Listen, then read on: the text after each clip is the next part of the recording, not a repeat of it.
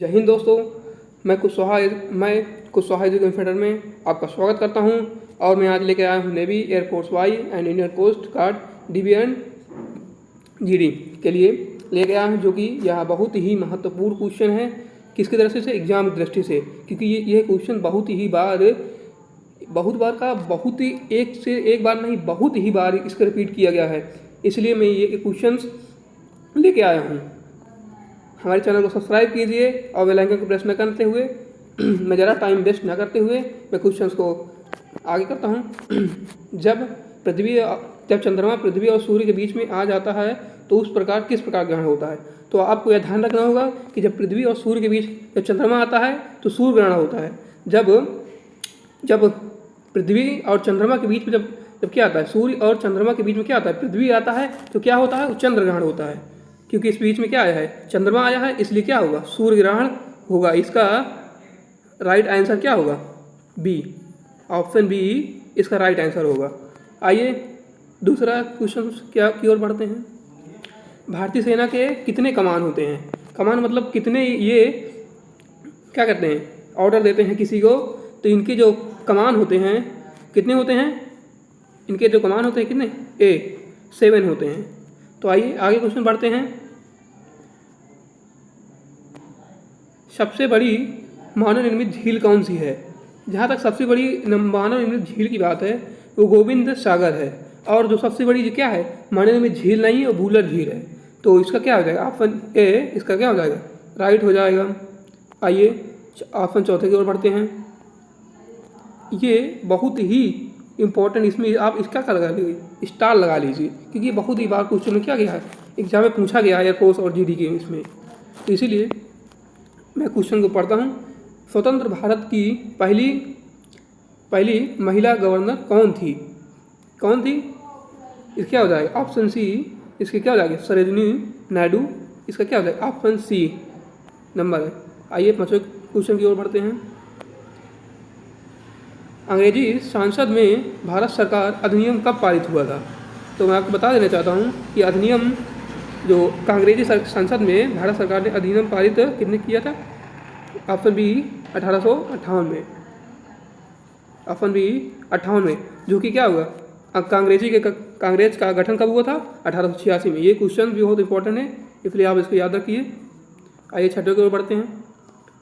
अमरकंटक से कौन सी नदी का उद्गम होता है? अमरकंटक से जो नदी का जो होता है वो है क्या? नर्मदा नदी जो है वो क्या है? नर्मदा नदी। नर्मदा नदी क्या होता है? अमरकंटक नदी से उद्गम होता है। तो भारत का जो 19वां राज्य कौन सा है इसमें आपको बताना है। 19वां राज्य, ठीक है। तो आइए देख, क्योंकि हम जानते हैं कि इस प्रकार होता है, इस तरफ क्या होता है? ईस्ट होता है, इस तरफ क्या होता है? वेस्ट होता है, इस तरफ नॉर्थ होता है। तो जो क्योंकि इधर से ही नापा जाता है सर्कुलर, तो क्या होता है? इधर क्या आता है? साउथ आता है। तो साउथ के सबसे नीचे में क्या पड़ता है? तेलंगाना पड़ता है। इसलिए क्या हो जाएगा? इसका 19वां राज्य क्या हो जाएगा? तेलंगाना हो जाएगा। तो आइए 8वें क्वेश्चन की ओर बढ़ते हैं। जिम कॉर्बेट राष्ट्रीय उद्यान कहाँ स्थित है? जिम जो कॉर्बेट राष्ट्रीय उद्यान कहाँ स्थित है? इसका राइट आंसर हो जाएगा उत्तराखंड। उत्तराखंड में बी ऑफ क्या है? जिम कॉर्बेट राष्ट्रीय उद्यान स्थित है। आइए अगला क्वेश्चन की ओर बढ़ते हैं। वर्ष 2016 में निम्न में से ओलंपिक में सर्वाधिक पद जीतने वाला कौन सा देश है? तो ये भी क्वेश्चन क्या लगा लिए आप? स्टार लगा दिए, क्योंकि ये बहुत बार क्वेश्चन क्या पूछा गया। अमेरिका है इसका राइट आंसर। आइए 10वां क्वेश्चन बढ़ते हैं। फतेहपुर सीकरी में इबादत खाना का निर्माण किसने करवाया?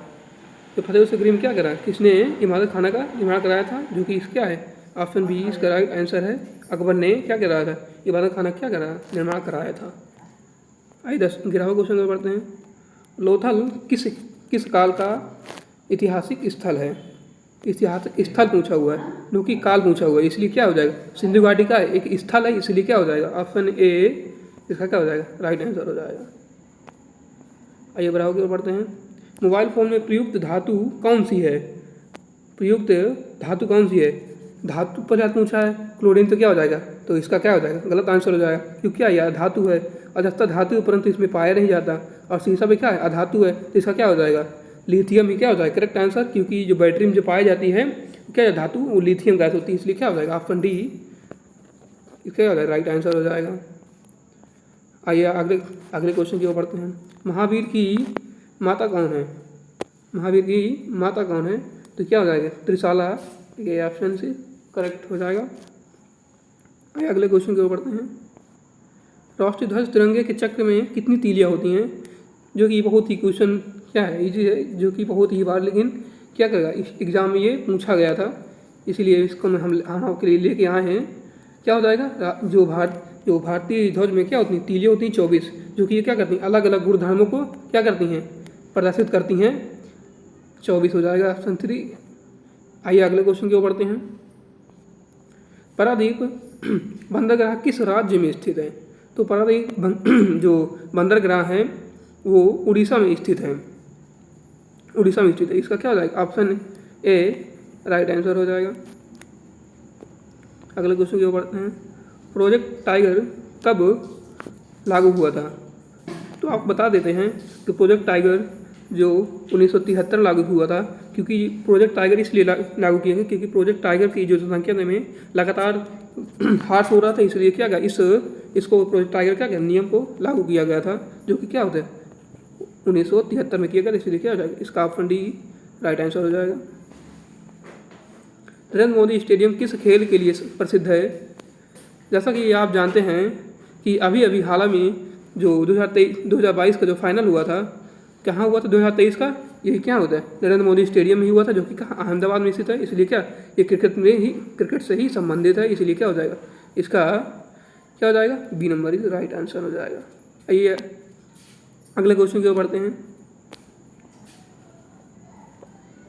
ओजोन दिवस कब मनाया जाता है, जो कि ये बहुत ही क्वेश्चन महत्वपूर्ण है, किस नज़र से एग्जाम की तरफ से, क्योंकि ये बहुत ही बार क्या कह रहा है पूछा गया है, इसको आप स्टार लगा लीजिए, मोस्ट इंपॉर्टेंट क्वेश्चन है, जो कि कब मनाया जाता है 16 सितंबर को मनाया जाता है, 16 सितंबर को, क्योंकि जो ओजोन क्या होता है, ओजोन का फार्मूला आपको पता ही होगा, O3 होता है। जब वो क्या होता है, जब क्लोरीन से जब क्या करता है, जब ये क्रिया करता है तो क्या हो जाता है अल्ट्रावायलेट मतलब पराबैंगनी किरण से क्या होता है क्षतिग्रस्त हो जाता है, इसके कारण क्या होता है तो इसके कारण क्या जो पृथ्वी में अल्ट्रावायलेट किरण आने लगे, जिससे आदमी को क्या करता है क्षति पहुंचाने लगे, इसलिए क्या ओजोन दिवस भी मनाया जाता है, जिसके क्या कहते हैं इसको सुरक्षित किया जा सके। आइए अगले क्वेश्चन को बढ़ते हैं। आधुनिक भारत के पिता किसे कहा जाते हैं, आधुनिक भारत के पिता किसे कहा जाते हैं, राजा राम मोहन राय को, जो कि ये बहुत बड़े आर्टिस्ट थे, इसलिए क्या कहते हैं इनको आधुनिक भारत के पिता कहा जाता है। आइए अगले क्वेश्चन की ओर बढ़ते हैं। इसका राइट आंसर हो जाएगा सी। आइए अगले क्वेश्चन की ओर बढ़ते हैं। प्रतिवर्ष विश्व जनसंख्या दिवस निम्न में से किस दिन मनाया जाता है, किस दिन मनाया जाता है, 11 जुलाई को क्या मनाया जाता है विश्व जनसंख्या दिवस मनाया जाता है। जबकि आप जानते हैं कि जनसंख्या वृद्धि होने के कारण इसलिए क्या कहते हैं विश्व जनसंख्या दिवस भी मनाया जाने लगा है। आइए अगला क्वेश्चन देखते हैं। ध्वनि प्रदूषण का मापक कौन होता है, जैसा कि आप जानते हैं ध्वनि प्रदूषण क्या होता है, एक गैस होता है। जैसा कि आप जानते हैं ओम किसका होता है, प्रतिरोध का मात्रक होता है, और एम्पियर जो होता है विद्युत धारा का मात्रक होता है। और तो इसमें क्या होता है डेसिबल ही बचा है, क्योंकि इनमें से कोई नहीं तो है ही नहीं है, इसलिए डेसिबल क्या हो जाएगा इसका राइट आंसर हो जाएगा सी नंबर।